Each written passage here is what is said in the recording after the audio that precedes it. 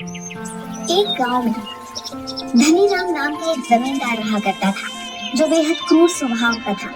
धनीराम अपनी हवेली के नौकर दिनेश को दिन रात दौड़ाता रहता था। आज धनीराम से मिलने शहर से एक बैंक मैनेजर आने वाला था। धनीराम सुबह से ही उसके आव भगत का इंतजाम दिनेश से करवा रहा था। दिनेश बाजार से लौट रहा था कि तभी गांव का बल्ली दिनेश से बोला, अरे भैया सुबह सुबह इतनी जल्दीबाजी में कहाँ जा रहे हो?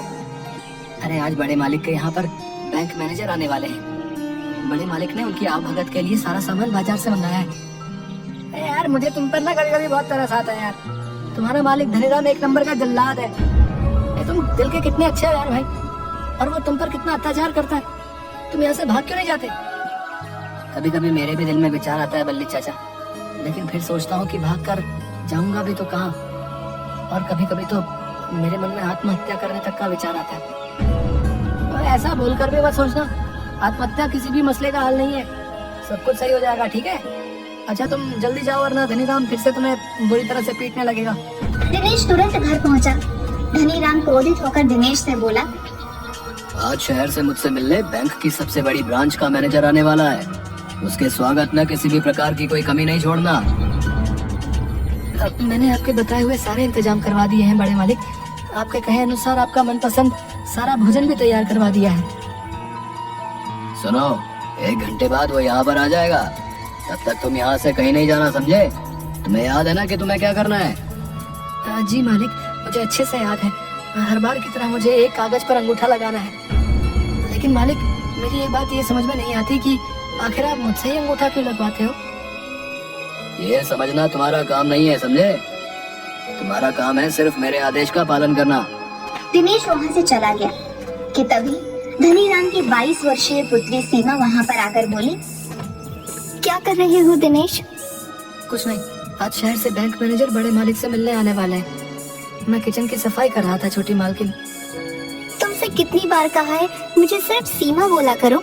अब मुझे ये बताओ कि तुम पिताजी से हमारे विवाह की बात कब करोगे? सीमा की बात सुनकर दिनेश गहरी सोच में डूब गया। दरअसल सीमा और दिनेश बचपन से एक दूसरे से प्रेम करते थे। दिनेश बचपन से ही धनीराम के घर पर ही रहा करता था।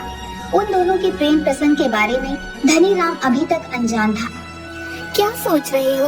आखिर कब तक हम दोनों एक दूसरे से छुप छुप कर मिलते रहेंगे? और फिर कब तक तुम सबके सामने मुझे छोटी मालकिन कहकर पुकारते रहोगे?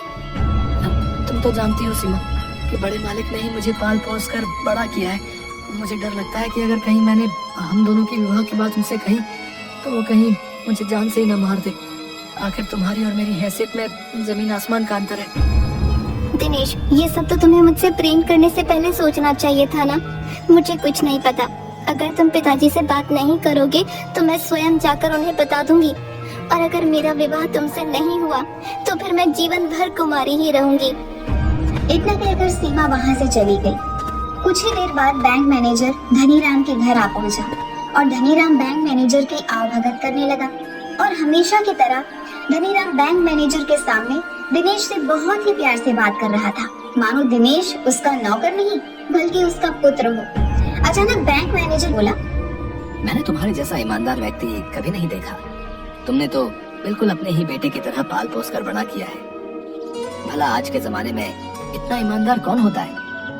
बैंक मैनेजर की बात सुनकर धनीराम अचानक चौंक गया, क्योंकि इससे पहले उसके सामने ऐसी बात कभी भी नहीं बोली गई थी। अब आपको क्या बताऊं बैंक मैनेजर साहब, जो कुछ भी है सब दिनेश का ही है। मैं तो बस उसका एक छोटा सा नौकर हूँ। नहीं नहीं, ऐसी बात नहीं है धनीराम जी। आपने तो अपना पूरा कर्तव्य निभाया है। आज के जमाने में कोई किसी के लिए इतना नहीं करता जितना कि आपने इस लड़के के लिए किया। तभी धनीराम दिनेश की ओर देखकर बोला, अरे दिनेश, मैं तो भूल ही गया। हमारे बैंक मैनेजर को हमारे गांव के बिरजू हलवाई की रबड़ी बहुत पसंद आती है। उसे तो मैं मंगाना ही भूल गया। जाओ जाकर बिरजू हलवाई की दुकान से रबड़ी ले आओ। अरे नहीं नहीं धनीराम जी, इसकी क्या जरूरत है? वैसे भी मैंने मीठा खाना कम कर दिया है। बैंक मैनेजर साहब, आप अच्छी तरह से जानते हैं कि मैं आपको बिना मुंह मीठा कराए नहीं जाने देता। तुम जाओ जाकर रबड़ी ले आओ। दिनेश चुपचाप रबड़ी लेने चला गया। दिनेश रबड़ी लेकर लौटा ही था कि उसे बैंक मैनेजर की आवाज सुनाई दी। दिनेश चुपचाप बाहर बैंक मैनेजर और धनी की बातें सुनने लगा। बैंक मैनेजर धनी राम को बोल रहा था, आपने दिनेश की परवरिश बहुत अच्छी तरह से की है धनीराम जी, लेकिन मेरी एक बात समझ में ये नहीं आई कि आपने उसे पढ़ाया लिखाया क्यों नहीं। जब वो कागज पर अंगूठा लगाता है तो मुझे बहुत ज्यादा अफसोस होता है। आपको उसे पढ़ाना लिखाना भी चाहिए था। अब आपको क्या बताओ बैंक मैनेजर साहब, बगैर माँ बाप का ये लड़का था, इसका पढ़ाई में मन नहीं लगा और मैं दिनेश पर ज्यादा दबाव भी नहीं डाल सका। वो क्या है ना बैंक मैनेजर साहब कि मैं दिनेश की आंखों में आंसू नहीं देख सकता, क्योंकि उसके माता पिता के मुझ पर बहुत ज्यादा एहसान है, इसीलिए वो अनपढ़ ही रह गया। और वैसे भी पढ़ाई लिखाई से आखिर दिनेश को क्या फायदा होने वाला है, सब कुछ उसी का ही तो है। बात तो आपकी सही है धनीराम जी, लेकिन फिर भी शिक्षा बहुत ज्यादा जरूरी होती है। अब दिनेश बड़ा हो गया है, कम से कम उसे इतना तो पढ़ा लिखा दीजिए कि वो सिग्नेचर करना सीख जाए। और हाँ, नदिया पर गांव में आप दिनेश को ले जाने वाले थे, आप वहाँ की जमीन जो हटाने वाले थे। मैं इसी बारे में आपसे बात करना चाहता था। क्या दिनेश को नदियापुर गांव ले जाना जरूरी है क्या? ऐसा नहीं हो सकता कि नदियापुर गांव सिर्फ हम दोनों जाएं और हमेशा की तरह दिनेश से अंगूठा लगवा लिया जाए। आखिर सब कुछ दिनेश की मर्जी से ही हो रहा है। अगर आपको विश्वास ना हो तो आप दिनेश से पूछ लीजिए। ये कैसी बातें कर रहे हैं आप? मुझे आप पर पूरा विश्वास है। आप बगैर दिनेश की मर्जी के कुछ भी नहीं कर सकते। दिनेश उन दोनों की बातें सुनकर बुरी तरीके से हैरान रह गया कि तभी धनीराम की नजर दिनेश पर पड़ गई। अरे दिनेश, तुम बाहर क्यों खड़े हुए हो? अंदर आओ। तुमने बताया नहीं कि तुम रबड़ी लेकर आ गए। दिनेश ने चुपचाप रबड़ी धनीराम के हाथ पर थमा दी। धनीराम ने हमेशा की तरह एक सादा पेपर दिनेश के सामने रख दिया। दिनेश उस सादा पेपर पर अंगूठा लगाया। बैंक मैनेजर के जाने के बाद धनीराम क्रोधित होता हुआ दिनेश के पास आकर बोला, तो अब तेरी हिम्मत यहाँ तक बढ़ गई कि तू छुप छुप कर हमारी बातें सुने? नहीं बड़े मालिक, मैंने आप दोनों की कोई बात छुप कर नहीं सुनी। अगर बातें छुप कर नहीं सुन रहा था तो बाहर खड़ा क्या कर रहा था? तुझे रबड़ी लेकर सीधे अंदर आना चाहिए था। इतना कहकर धनीराम एक लाठी लेकर आया और दिनेश को पीटने लगा। दिनेश दर्द से कराहता हुआ बोला, मेरी बात का विश्वास कीजिए मालिक, मुझे मत मारिए, मुझे बहुत दर्द हो रहा है मालिक। अगर दर्द हो रहा है तो उसे बर्दाश्त कर, मत भूल तेरे शरीर से जो खून निकल रहा है उस पर भी मेरा अधिकार है। अरे तेरी माँ ने तो तुझे पैदा होते ही कूड़े के ढेर में फेंक दिया था। मैं तुझ पर तरस खाकर तुझे कूड़े के ढेर से उठा कर लाया, और तेरी इतनी हिम्मत कि तू हमारी छुप छुप कर बातें सुने। मत भूल कि तू सिर्फ एक नौकर है और कुछ नहीं। इतना कहकर धनीराम पैर पटकता हुआ वहाँ से चला गया। दिनेश आंखों में आंसू लिए बेहोश हो गया था। उस दिन धनीराम ने उसे भोजन भी नहीं दिया। दिनेश रात के समय भूखा पेट अपने गले में एक लॉकेट को देखकर रोता रहा, जो उसकी माँ की आखिरी निशानी थी। आखिर तुम मुझे छोड़कर क्यों चली गई माँ? मुझे तुम्हारी बहुत याद आती है। क्यों तुमने मुझे पैदा होते ही मार नहीं दिया? कम से कम मुझे ये सब तो नहीं झेलना पड़ता।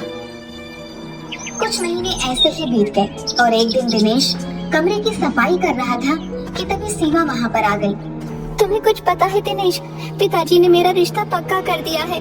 तुम आज ही पिताजी से हमारे विवाह के बारे में बात करोगे? मैं चाहकर भी ऐसा नहीं कर सकता सीमा।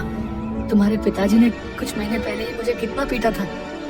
तभी धनीराम वहाँ पर आ पहुँचा और क्रोधित होता हुआ दिनेश की ओर देखकर बोला, नमक हराम, जिस थाली में खाता है उसी थाली में छेद करता है। सबके सामने मेरी बेटी को छोटी मालकिन बोलता है और उसका अकेले में फायदा उठाता है। नहीं, ऐसी कोई बात नहीं है बड़े मालिक। मैंने कभी भी छोटी मालकिन को गलत नजर से नहीं देखा, और मैं और छोटी मालकिन एक दूसरे से प्रेम करते हैं। प्रेम करने से पहले अपनी एक बार औकात तो देख लेता कि कहाँ तू और कहाँ हम। और सीमा, तुम्हें जरा भी लज्जा नहीं आई? तुमने भी ये नहीं सोचा कि तुम कितने अमीर बाप की संतान हो? बस कीजिए पिताजी, इससे आगे एक शब्द भी मत बोलिएगा। मैं सब जानती हूँ। अगर मैंने दिनेश को सब बता दिया तो आपकी औकात 2 कौड़ी की भी नहीं रहेगी। सीमा की बात सुनकर धनीराम बुरी तरीके से क्रोधित हो उठा और उसने एक थप्पड़ सीमा के गाल पर जड़ दिया और बुरी तरीके से दिनेश को पीटने लगा। दिनेश मार खा खा कर बेहोश हो गया। होश आने पर उसने सीमा को हवेली से लापता पाया। कहीं ऐसा तो नहीं कि मालिक ने सीमा को जान से मार दिया? अगर सीमा भी मुझे छोड़कर चली गई तो मैं इस संसार में अकेला ही रह जाऊंगा। तभी धनीराम क्रोधित होता हुआ वहाँ कुछ पुलिस वालों के साथ आ धमका। इसे गिरफ्तार कर लीजिए इंस्पेक्टर साहब, इसने मेरी बेटी का अपहरण किया है। ये तो इसकी शक्ल से ही मालूम पड़ रहा है। इस नमक हराम को मैंने पाल पोस कर बड़ा किया और देखिए इसने मेरे ही घर पर डाका डाल दिया। हवालात में जब मैं इसकी टांगे तोड़ूंगा ना तो ऐसा बता देगा कि तुम्हारी बेटी को कहाँ पर छुपा के रखा है। ये क्या कह रहे हैं आप? मैं तो आपसे स्वयं पूछने वाला था कि सीमा कहाँ है। धनीराम ने जोरदार चाटा दिनेश के गाल पर मार दिया। सीमा नहीं, छोटी मालकिन बोल। नमक हराम, तेरी इतनी हिम्मत कि अब तो मेरी बेटी को नाम से पुकारेगा। इंस्पेक्टर दिनेश को गिरफ्तार करने ही वाला था कि तभी वही बैंक मैनेजर वहाँ पर आ गया। अरे आप इस बार आने से पहले फोन नहीं किया? मैं यहाँ से गुजर रहा था तो सोचा कि तुमसे मिलता चलो, लेकिन तुम्हारे घर में ये पुलिस कैसी? सब ठीक तो है? अब वो सब मैं आपको बाद में समझा दूंगा। आप चलिए मेरे साथ। इस 2 कौड़ी के नमक हराम नौकर दिनेश ने धनीराम साहब की बेटी को अगवा कर लिया है। ये क्या बोल रहे हैं आप? जी मैं बिल्कुल सही कह रहा हूँ। अरे दिनेश कब से नौकर हो गया इंस्पेक्टर साहब? दिनेश तो मालिक है, नौकर तो ये उल्टा धनीराम है। मैनेजर की बात सुनकर इंस्पेक्टर और दिनेश बुरी तरीके से हैरत में पड़ गए कि तभी सीमा 2 लोगों के साथ वहाँ पर अचानक आ गई। सीमा और उन 2 लोगों को देखकर धनीराम बुरी तरीके से घबरा गया। मुझे लगा था सीमा कि तुम्हारे पिता ने तुम्हें मार दिया है, और ये तुम्हारे साथ कौन है? मेरे पिता ने मुझे एक कमरे में कैद करके रखा हुआ था। वहाँ से मैं चुपके से भाग गई और सीधी नदियानपुर गांव पहुँची। वहाँ पहुँचकर मेरी इन दोनों ने मदद की। जानते हो ये कौन है? ये तुम्हारे माता पिता हैं। इनके गले में भी वही लॉकेट लटक रहा है जो तुम्हारे गले में है। जब मैंने इन्हें पिताजी और तुम्हारे बारे में इन दोनों को बताया तो ये दोनों बेचारे रोने लगे, इसीलिए मैं इन दोनों को अपने साथ ले आई। ये सब क्या हो रहा है? मेरी कुछ भी समझ में नहीं आ रहा है। जिस धनीराम को तुम मालिक समझ रहे हो वो धनीराम हमारा नौकर था, एक बेईमान नौकर। तुम हमारे बेटे हो। तुम्हारे पिताजी ने धनीराम के लिए क्या नहीं किया, और बदले में उस बेईमान नौकर ने हमसे हमारी सारी खुशियाँ छीन ली। जब ये हरामखोर धनीराम 15 वर्ष का था तब मैं इसे सड़क से उठाकर अपने घर लाया था। मैंने इसे पाल पोस कर बड़ा किया था, लेकिन समय के साथ साथ मैं और मेरी पत्नी समझ गए कि इसकी नजर हमारी सारी संपत्ति पर है। एक व्यक्ति द्वारा मुझे पता लगा कि धनीराम संपत्ति के लालच में मेरी और मेरी पत्नी की हत्या करना चाहता है। उस समय तुम सिर्फ 2 वर्ष के थे। मैंने अपनी सारी संपत्ति और सारा बैंक बैलेंस तुम्हारे नाम कर दिया। जब ये बात धनीराम को पता लगी तो वो क्रोधित होकर तुम्हें हमसे छीन कर ले गया।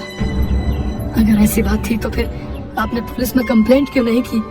उस समय पुलिस भी उससे मिली हुई थी बेटा, और धनीराम ने हमें धमकी दी थी कि अगर हमने किसी भी तरह की जानकारी पुलिस को दी तो वो तुम्हें जान से मार देगा। हम सिर्फ तुम्हारी जान बचाने के लिए आज तक चुप रहे, लेकिन अब नहीं। मुझे विश्वास था कि एक न एक दिन तुम जरूर मिलोगे। दिनेश, ये दोनों बूढ़े पति पत्नी सही कह रहे हैं। मैं इनको पहचानता हूँ। ये दोनों तुम्हारे माता पिता ही हैं। धनीराम ने मुझे अब तक यही बताया कि ये दोनों काफी वर्षों पहले मर चुके हैं। मुझे अभी भी यकीन नहीं हो रहा कि धनीराम इतना बड़ा धोखेबाज हो सकता है। इंस्पेक्टर साहब, इस धोखेबाज को तुरंत गिरफ्तार कर लीजिए। धनीराम के हाथ पैर फूल गए।